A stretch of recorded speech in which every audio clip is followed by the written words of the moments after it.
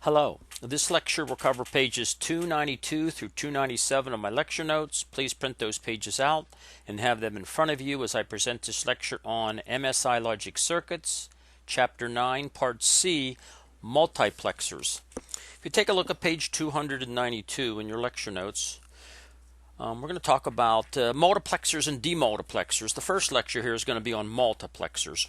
Another name for multiplexers are data selectors. A modern home stereo system may have a switch that selects music from one of four sources: an MP3 player, a TV tuner, a radio tuner, or an audio from a DVD. The switch selects one of the electronic signals from one of these four sources and sends it to the power amplifiers and speakers. In simple terms, this is what a multiplexer or a MUX does. It selects one of several input signals and passes it on to the output. You can read more about this, but let's take a look at a simple two-input multiplexer or MUX. Notice we have data input 1 and data input 0. And based on this select line down here, if the select line is a 0, we'll select gate 2 and we'll pass I0 through gate 2 to the output. If select 1 is a 1, we will select gate 1 and we'll select I1 through gate 1 to the output. You can see that through this little function table down here. Very simple circuit, a two-input multiplexer. A logic symbol for the multiplexer looks like this.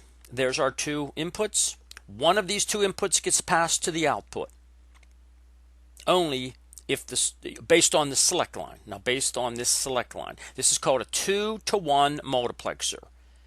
One of these two goes to one output. If you take a look at page 293, we're going to look at a 4-input multiplexer. And that 4-input multiplexer, you can also look in your textbook, looks like this. Notice we have two select lines, and these two select lines are going to select either input 0, input 1, input 2, and input 3. This is really nothing more than a decode circuit. Okay? So the decode circuit with S1 and S0 and these inverters in the AND gate basically work as an enable to bring I1 to the output, I0 to the output, I1 to the output, I2 to the output, or I3 to the output based on this select function table down here. This is a 4-input multiplexer. Notice when you select 0, 0, you're going to bring I0 to Z. Input 0 to Z. When you select 0, 1, you're going to bring I1 to Z. When you select 1, 0, you're going to bring I2 to Z, and a 1, 1 is a 3. You can see it from the table here. You're going to select I3 to Z. Basically, this 4-input multiplexer boils down to a circuit like this. We have tri-state buffers inside the IC, and we have a decoder inside the IC. And this decoder is either selecting this, this, this, or this to produce the output Z. The 8-input multiplexer.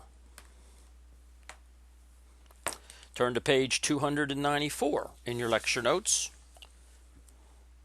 We're going to talk about an 8-input multiplexer, and this is an important circuit because it's also going to be part of our security monitoring system. This is what an 8-input multiplexer looks like in terms of the detail. Notice it's 8-to-1. This is the block diagram. It produces both an output true high and an output low. High active and low active. It produces two outputs. You pick whichever one you need in your application. Now this one has a low true enable. This is a 74 ALS 151. You'll be using this in the last lab. So make sure you understand the operation of this. It's pretty simple based on the select lines here. Enable has to be low. If enable is not low, this does not function. And you can see when enable goes low up here inside that chip, it produces a 1 here, and it basically enables all 8 of these gates. And the select lines will basically determine whether I0 comes through to Z or whether I7 comes through to Z. And you don't have to go through ones and zeros. With S2 being the most significant bit on this 151 chip, you just form the binary input, and that chooses the binary. You choose the binary select based on a straight binary 3-bit number, and you determine what binary number that is, and that selects that particular input to the output Z. Try a couple of these based on the select lines and look at the table, and you won't have any trouble with it. Make sure you look over example 9.9. That's important in the textbook, and it gives you a solution there. Next thing we want to look at is on page 294 in your lecture notes that we just covered to page 294. Let's move on to page 295. That's example 9.9. Let me talk about that real quick. You're going to have to look it over, but let me just mention it to you here.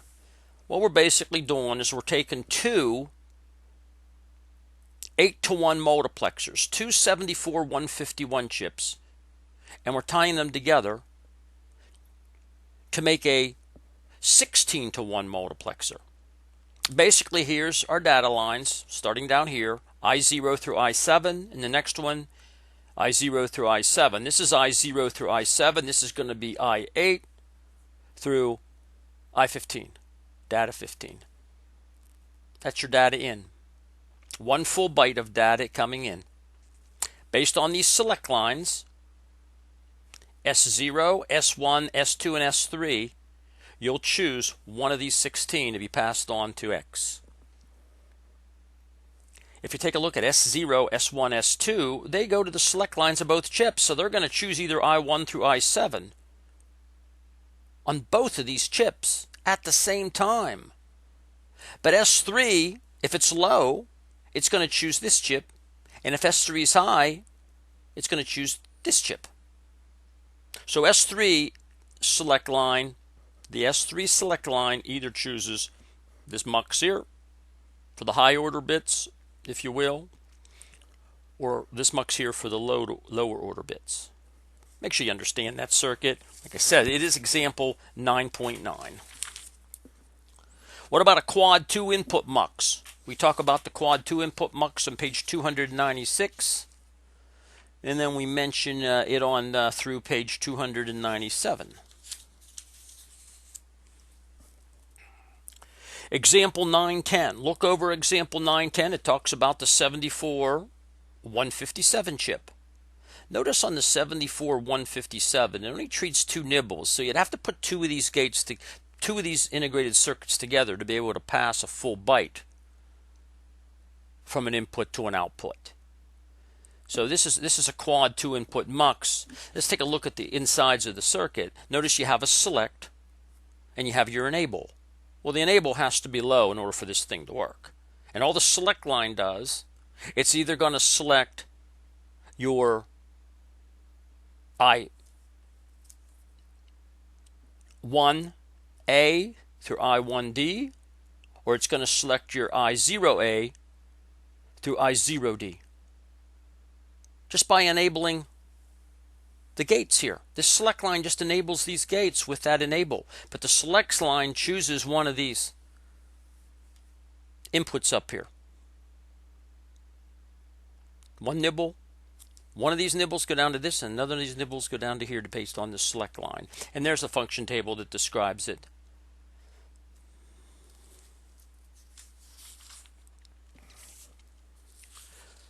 That's all there is to this short lecture. The next lecture we're going to talk about using multiplexers in applications. That concludes the lecture.